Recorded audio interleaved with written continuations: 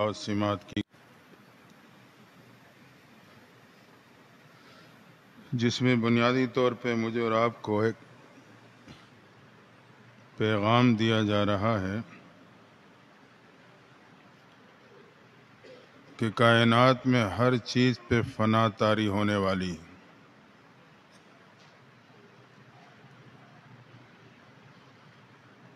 ہر چیز فنا ہو جائے گی، اور جس منعم نے احسانات کیے ہیں وہ اس احسانات کا حساب لے گا۔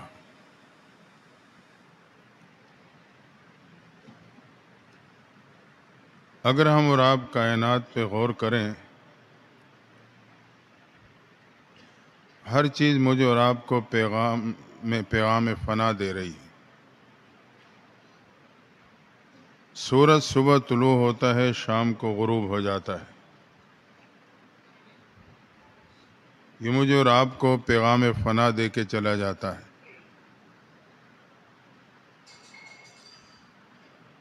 چاند، ستارے، وہ درخت جو سال ہا سال کھڑا لوگوں کو پھل یا سایہ فراہم کرتا ہے، ایک دن اس پہ بھی آرے چلا کر کاٹ دیا جاتا ہے، اور وہ یہی پیغام دیتا ہے کہ ہر چیز نے ایک دن فنا ہو جانا۔ اگر ہم اور آپ اپنے دائیں بائیں ماحول پہ نظر ڈالیں، ہر چیز مجھے اور آپ کو یہ پیغام دے رہی ہے۔ دن چڑھتا ہے، ڈھل جاتا ہے، تو اللہ کہتے ہیں کہ دنیا میں ہر چیز پہ فنا طاری ہونے والی ہے، اسی طرح انسان بھی ایک دن فنا ہو جائے گا۔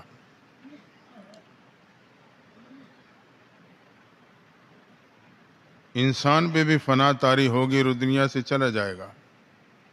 ہم یہ سمجھتے ہیں شاید ہم نے ہمیشہ کے لیے رہنا ہے۔ یاد رکھنا، ایک اللہ کی ذات ہے، خالق کی، ایک مخلوق کی ذات ہے۔ خالق کی ذات ذات ازلی ہے، مخلوق میرے اور آپ کی ذات ذات ابدی ہے۔ ذات ازلی اسے کہتے ہیں جو ہمیشہ سے تھی، ہمیشہ کے لیے رہے گی، جس کی نہ ابتدا ہے نہ انتہا ہے۔ اور ذات ابدی اسے کہتے ہیں کہ جس کی ابتدا تو نہیں تھی، عدم تھا، اللہ نے وجود دیا، اب اس نے ابد الآباد تک باقی رہنا ہے، اب اس پہ فنا نہیں آئے گی۔ یہ انتقالات ہیں۔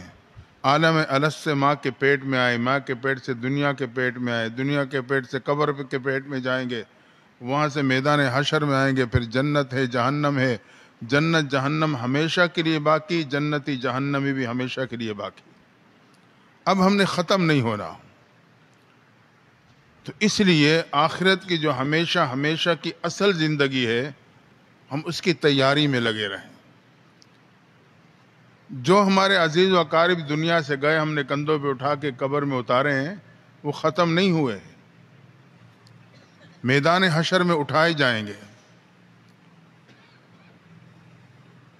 تو یہ بات ہم ذہن میں رکھیں کہ اللہ کی ذات تو ذات ازلی ہے، وہ تو نہ ابتدا ہے نہ انتہا۔ میں اور آپ ابدی، ابتدا نہیں، ابتدا تو میری تھی، اللہ نے جب وجود دیا میری ابتدا ہوئی، لیکن انتہا نہیں۔ اس لیے ہم اس پیغام کو سمجھیں اور عملی زندگی کی طرف متوجہ ہو جائیں۔ اور اللہ کہتا ہے کہ جس منعم نے تمہارے پہ احسانات کیے ہیں، اس کا بدلہ حساب بھی لے گا۔ قیامت کے دن ایک ایک چیز کا حساب ہوگا۔ بھول کی صفت سلب کر لی جائے گی۔ مجھے ابتدا سے آخر تک اپنا ہر عمل، ہر چیز یاد آئے گی۔ جب نام اعمال پھیلائے جائیں گے تو یہ دیکھ کے کہے گا، یا ویلتنا ما لہذا الکتاب لا یغادر صغیرۃ ولا کبیرۃ الا احصاها۔ ہائے ہائے میرے اس نام اعمال کو کیا ہوا؟ اس نے تو نہ کوئی چھوٹا عمل چھوڑا ہے نہ کوئی بڑا عمل چھوڑا ہے۔ خود ہی یاد آ جائے گا اسے کہ یہ میں نے کیا ہے۔ تو اگر ہم اللہ تعالیٰ کے انعامات اور احسانات کی قدر نہیں کریں گے تو اس کا حساب دینا پڑے گا. میرے وجود میں کتنے انعامات ہیں، بے شمار. لا تو ان تعدوا نعمت اللہ لا تحصوها، گن ہی نہیں سکتے ہم. پوری کائنات اللہ نے میرے اور آپ کے لیے بنائی. تو یہ جو ہم استعمال کرتے ہیں نا، آنکھیں، زبان، ہاتھ، پاؤں، صحت، وقت، یہ سارا اس سے باقاعدہ حساب کتاب ہمیں دینا ہے. لیکن ہمارا مزاج یہ ہے کہ ہم کسی نعمت کی قدردانی کے لیے اس کے زائل ہونے کا انتظار کرتے ہیں. جب تک وہ نعمت بحال ہے میں بے فکر ہوں. اللہ نہ کرے جب اس پہ زوال آنے لگتا ہے پھر مجھے قدردانی پیدا ہوتی ہے، یا زائل ہو جاتی ہے تب قدردانی پیدا ہوتی ہے. تو ہم نعمت کی قدردانی کے لیے اس کے زائل ہونے اور ختم ہونے کے منتظر ہوتے ہیں. ہم اس سے پہلے اس کی قدر کر لیں، حساب کتاب میں آسانی رہے. اب دیکھیں ہمارے معاشرے کی صورتحال. زندگی میں کوئی قدر نہیں، کوئی توجہ نہیں. مرنے کے بعد اس کی قبر پہ پھول رکھے جاتے ہیں. کسی نے بہت خوب کہا، کاش کے پھول اس زندگی میں اسے دیے ہوتے اسے خوشی تو پہنچ جاتی. اب اسے کیا فائدہ ہوگا پھولوں سے؟ پھول رکھنے سے تو اب اسے فائدہ نہیں. اپنی تسلی کے لیے آپ رکھ رہے ہو. تو اگر یہی پھول زندگی میں پیش کیے جاتے تو اسے خوشی تو ہوتی نا. تو ہم قدردانی کے لیے نعمت کے زائل ہونے کے انتظار نہ کریں، قدر کریں. تو اللہ کہتا ہے کائنات میں ہر چیز پہ فنا طاری ہونی ہے اور ہر احسان کا حساب لینا ہے. ایک بات فرمایا، اگر عزت اور غلبہ چاہتے ہو، فنا فی ارادت اللہ اور انفاق فی سبیل اللہ کرنا سیکھ لو.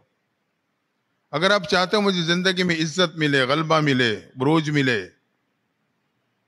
دو کام کر لو. فنا فی ارادت اللہ، اللہ کے ارادے میں اپنے ارادوں کو فنا کر دو.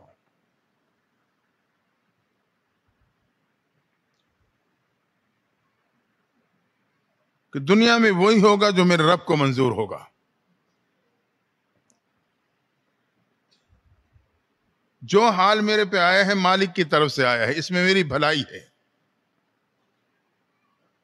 ہاں مشکل آئے، پریشانی آئے تو اللہ سے مانگے، یا اللہ آزمائش کے قابل نہیں ہوں تو آسانی فرما. فرمایا فنا فی ارادت اللہ سیکھ لو اور انفاق فی سبیل اللہ سیکھ لو. اللہ کے راستے میں خرچ کرنا سیکھو. یہ دو کام کر لو گے تو اللہ آپ کو دنیا میں عزت بھی دے گا، غلبہ بھی دے گا.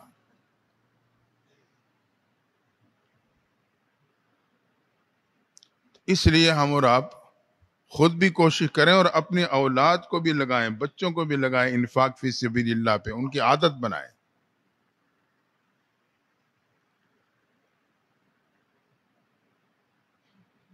اکثر میں کہتا ہوں نا کہ جمعے کے دن باہر محتاج بیٹھے ہوتے ہیں تو بچوں کے ہاتھ سے دلواؤ، انہیں پتا ہو کہ ہم نے اس طرح اللہ کے نام پہ دینا ہے. تو اولاد کی تربیت تو باپ نہیں کرنی ہے نا. فرمایا عزت اور غلبہ چاہتے ہو تو فنا فی ارادت اللہ اور انفاق فی سبیل اللہ کرنا سیکھ لو. تیسری بات یہ کہ ترک انفاق فی سبیل اللہ، اللہ کے راستے میں خرچ کرنا اگر چھوڑ دو گے پھر پتہ ہے کون سا مرض لائق ہوگا؟ تفاخر و تکاثر فی الاموال کا مرض لاگو ہو جائے گا. پھر تم مال و دولت کی اضافے پہ فخر کرو گے، مال کی کثرت پہ فخر کرنے لگو گے، غرور اور تکبر کے شکار ہو جاؤ گے. یہ رب کو پسند نہیں، یہ رب کو پسند نہیں ہے. اور اگر اللہ نہ کرے مال کی کثرت کی وجہ سے میں بڑے بول بولنے لگ گیا پھر میرے قدم نہیں جمیں گے. ایک شخص کے بارے میں آتا ہے، زمیندار تھا، انگریز کے دور سے ان کے بڑوں کو بھی زمینیں ملی ہوئی تھی. اس کے پٹرول پمپ کیا، فلاں کیا، فلاں کیا، بہت سے کاروبار تھے، حتیٰ کہ اسے خود بھی اندازہ نہیں تھا کہ میرا کہاں کہاں کام کا سلسلہ چل رہا ہے۔ اپنے ہی علاقے کے شہر میں دوستوں کے ساتھ کھڑا تو بڑے بول بولنے لگا۔ مال کی کثرت تھی۔ مال جو ہے نا، یہ انسان کی چال چلن کو بدل دیتا ہے۔ بہت خطرناک چیز، اچھی چیز بھی ہے، خطرناک بھی ہے۔ دین کے کام اور اچھے کام بھی اسی سے ہوتے ہیں، دوسری کی مدد بھی اس سے ہوتی ہے، اور یہ انسان کو بھی بگاڑ دیتا ہے۔ بڑے بول پڑا، اللہ تعالیٰ کو اس کا بول اس وقت پسند نہ آیا۔ اللہ کی شان کچھ عرصے بعد کسی علاقے میں گیا، چکوک کا علاقہ تھا، اس کی اپنی زمینیں تھیں، لوگ آباد تھے، مزارے تھے، دوسرے تیسرے جو بھی تھے۔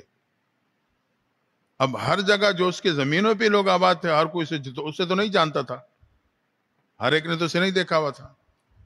علاقے میں گیا، اللہ کی شان، وہیں اسے موت آ گئی۔ موت کا تو کوئی پتہ نہیں کہاں آ جائے، کوئی پتہ نہیں، اور کب آ جائے۔ یہ ہمارے رانا الیاس صاحب غلہ منڈی والے، اللہ ان کی مغفرت فرمائے، کل پرسوں رات فوت ہوئے ہیں۔ سول لائن میں رہائش تھی، عشاء کی نماز پڑھ کے گئے ہیں، سوئے ہیں، گھر والوں نے اٹھایا، اٹھے ہی نہیں، جا چکے تھے۔ موت کا نہیں پتا، اسے وہاں موت آ گئی۔ اب لوگوں نے دیکھا ایک مسافر ہے، مر گیا ہے، کوئی جانتا نہیں کہاں کا ہے، کون ہے۔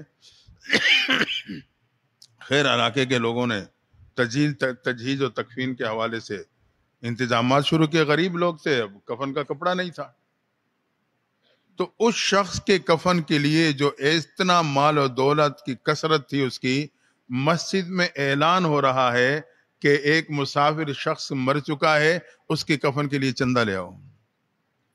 تو میرا رب بڑا بے نیاز ہے، اللہ بڑا بے نیاز ہے۔ بڑا بول بولا، رب کو پسند نہیں آیا۔ اللہ نے کہا تیرے کفن کے لیے بھی چندہ ہوگا، تیرا مال تیرے کام نہیں آئے گا۔ اس لیے بڑے بول سے ہمیں ڈرنا چاہیے۔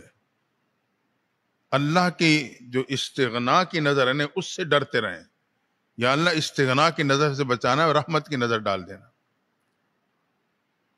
ایک میاں بیوی کے بارے میں آتا ہے کہ خاوند سخی تھا، خاوند بخیل تھا، بیوی سخی مزاج تھی۔ بیوی کی کوشش ہوتی کہ دروازے پہ اللہ کے نام پہ مانگنے ہے تو اسے کچھ نہ کچھ دوں، خاوند روکتا تھا، نہیں دینا۔ ایک دن کچھ کام پہ جانے لگا تو بیوی کو سختی سے روکے گئے، کوئی دروازے پہ آئے تو کچھ بھی نہیں دینا۔ اللہ کے شان، شام کے قریب اس کے واپسی کا وقت قریب ہی تھے کہ دروازے پہ فقیر آ گیا، اللہ کے نام پہ روٹی دے دو۔ اب بیوی کا مزاج بنا ہوا تھا اس نے جب اللہ کے نام پہ کا واسطہ سنا تو اس سے رہا نہ گیا، اس نے جو روٹی تھی اٹھا کے دے دی۔ وہ فقیر کو زیادہ اسے بھوک لگی تھی، وہیں باہر دروازے پہ بیٹھ کے کھانے لگا۔ اب کھانے میں سے جو وقت لگا، اتنے میں اس کا بیوی کا خاوند آ گیا۔ اس نے دیکھا فقیر میرے دروازے پہ بیٹھا روٹی کھا رہا ہے، بیوی نے دی ہوگی، میں نے اسے روکا بھی تھا۔ گھر آیا، بیوی کی 2-4 لگا دی، روکا تھا کیوں دی روٹی تو؟ باہر نکلا، فقیر کے 4 لگا دی، آئندہ میرے دروازے پہ نہ آنا۔ بیوی پریشان ہو گئی، کہنے لگی اللہ میرے خاوند پہ بے نیازی کی نظر نہ ڈالنا۔ یعنی وہ اتنا بے نیاز ہو رہا تھا کہ جیسے کسی نیکی کی ضرورت ہی نہیں ہے، لیکن اللہ کی بے نیازی کی نظر کا وہ اسی لمحے شکار ہو چکا تھا۔ جب بے نیازی کی نظر کا شکار ہوا تو پھر پتہ کیا ہوا؟ اس کا جنرل سٹور تھا، بڑا اچھا سرکل چلتا تھا، رکاوٹ آنے لگی، آمدنی کم ہونے لگی، کم ہوتے ہوتے اتنی کم ہو گئی کہ اس کے اپنے خرچے پورے نہیں ہو رہے، اب وہ پریشان ہونے لگا، وجہ نہیں معلوم ہو رہی۔ اب گھر کا خرچہ، بلوں کا معاملہ، راشن کا مسئلہ، وہ سارے اخراجات وہی ہیں، آمدنی کم ہو گئی۔ اب یہ پریشان ہوا کیونکہ اللہ کی بے نیازی کی نظر پڑ چکی تھی۔ آخرکار ایک دن اسے کیا کرا، خاموشی سے وہ دکان جو تھی وہ کسی کے ہاتھوں جو تھوڑا بہت سامان تھا فروخت کر دیا۔ بلکہ وہ شام کو ایک جگہ جا کے بیٹھتا تھا، دوستوں میں تذکرے کرنے لگا، میری پریشانی، یہ مسئلہ۔ ایک نے غلط مشورہ دے دیا، کہنے لگا یار تیری اولاد تو ہے نہیں، بیوی سے تیری بنتی نہیں ہے، طلاق دے دے، گھر کے خرچوں سے بچ جائے گا، بس تو اپنا پیٹ آرام سے پال لے گا دکان سے، تیری ٹینشن ختم۔ اس وقت اسے جھٹکا نہیں آ رہی تو غلط بات ہے. خیر جب ہر مہینے جب وہ اخراجات کا سامنا آتا، آمدنی پوری نہ ہوتی، پریشان ہوتا، پھر شام کو جب دوستوں میں بیٹھتا تذکرہ کرتا، وہی قطرہ جو پڑ گیا تھا وہ حرکت میں آتا. چند مہینوں جھٹکتا رہا، آخر کار وہ بات اس کے دل میں شیطان نے اتار دی، اس نے بیوی کو طلاق دے کے معاملہ خراب کر دیا، گھر برباد. یہ سوچ کے کہ اکیلا بندہ ہوں، پیٹ پال لوں گا دکان سے، یہ گھر کے اخراجات ختم، نہ گھر کا کرایہ، نہ بل، نہ راشن، نہ فلاں نہ فلاں. اسے کیا پتا تھا؟ تو بے نیازی کی نظر پڑی ہے، اکیلا بھی ہوں اپنا پیٹ بھی نہیں پال سکوں گا. آخر کار ایسا وقت آیا کہ اس دکان سے اپنے پیٹ پالنا بھی مشکل ہو گیا. اب قرضے لے کے سامان ڈالنے لگا، معاملہ وہیں کا وہیں رہا، اب قرضوں کے نیچے دبنے لگا. قرضدار قرضہ مانگنے آتے ہیں، اب یہ پریشان ہوا، تو اس نے کیا خاموشی دکان آگے فروخت کی اور خود اس سوچ کے بنیاد پہ کسی ساتھ والے شہر میں چلا گیا، وہاں مجھے کوئی جانتا نہیں ہے، بھیک مانگ کے اپنا پیٹ پال لوں گا. اللہ کی شان ادھر جو اس نے اپنی بیوی کو طلاق دی تھی، وہ فقیر جس کو اس نے 2-4 لگا کے گھر سے دروازے سے بھگایا تھا، اس کے دوستوں نے، عزیزوں نے کہا یار تو اچھا بڑا صحت مند ہے، باصلاحیت، تو مانگنا چھوڑ دے، ہم تجھے کھوکھا سا بنا کے دیتے ہیں، بیٹھ کے محنت کر، اللہ برکت ڈالے گا. کہنے لگا میں واقعی نہیں مانگنا چاہتا، لیکن میرے ماں باپ بیمار ہیں، کمزور ہیں، اور کوئی بھی نہیں ہے، مجھے کوئی کام آتا نہیں ہے، میں اس لیے مجبوراً مانگتا ہوں، اگر آپ یہ احسان کریں گے تو میرے لیے تو بہت بہتر ہو جائے گا. انہوں نے کھوکھا بنا کے دیا سب نے مل کے، اس نے بیٹھ کے محنت کی، پورا ٹائم لگایا، محنت کے، اللہ کی شان کھوکھے سے دکان بنی، دکان سے ایک اچھا سرکل چلا. ماں باپ نے سوچا بیٹا اپنے پاؤں پہ کھڑا ہو گیا، عمر بڑھ رہی ہے، اب اس کے لیے رشتہ تلاش کریں. اللہ کی شان رشتہ تلاش کرتے کرتے اسی خاتون کے گھر پہنچ گئے جس کو طلاق ہو گئی تھی. دونوں گھرانوں کا مزاج ملا، تازہ کما کے تازہ کھانے والے. مختصر یہ کہ وہیں ان کا معاملہ طے ہوا، شادی ہو گئی. اب ایک دن یہی خاتون جو اس کی دوسری شادی ہوئی، کچن میں ہے، دروازے پہ صدا لگ گئی اللہ کے نام پہ روٹی دے دو. اس نے روٹی اٹھائی. اب وہ جو یہ دوسرا خاوند تھا یہ بھی سخی مزاج تھا، یہ پہلے سے سخی مزاج تھی، وہ بھی کہتا تھا کوئی دروازے پہ اللہ کے نام پہ مانگے تو خالی نہ جانے دینا. آواز لگی تو یہ روٹی لے کے جیسے دینے لگی، دیتے ہوئے پردہ تھوڑا سا ہٹا تو اس کی نظر پڑ گئی فقیر پہ. جیسے نظر پڑی اس نے ایک چیخ ماری، اپنے صحن میں بے ہوش ہو کے گر گئی. خاوند کمرے میں تو اس نے چیخ سنی، دوڑ کے آیا، دوڑ کے اسے اٹھایا اور پنکھے کے نیچے برانڈے میں سلایا، پانی کی چھینٹیں ماری، پانی پلایا، ہوش میں آئی. خاوند کہنے لگا اللہ کے بندی کیا ہوا؟ اس نے کہا نہ پوچھو، میں نے اللہ کے ایسے قدرت کا کرشمہ دیکھا کہ میرے سے برداشت نہ ہوا. کیا دیکھا؟ کہ میں نے دیکھا کہ میرے دروازے پہ میرا پہلا خاوند کھڑا بھیک مانگ رہا تھا. تو یہ جو خاوند تھا موجودہ، اس نے کہا میں تجھے اس سے بڑھ کے رب کی قدرت کرشمے بتاؤں؟ اٹھ کے بیٹھ کے ہاں ضرور بتاؤ. کہنے لگا وہ فقیر جو تیرے دروازے پہ مانگنے آتا تھا، آج وہ تیرے گھر کے اندر تیرے سامنے خاوند کی حیثیت سے کھڑا ہے. تو رب اتنا بے نیاز ہے، اندر والے کو باہر، باہر والے کو اندر کر دیتا، باہر والے کو اندر اور اندر والے کو باہر کر دیتا ہے. ٹیبل کے ادھر والے کو ادھر، ادھر والے کو ادھر بٹھا دیتا ہے.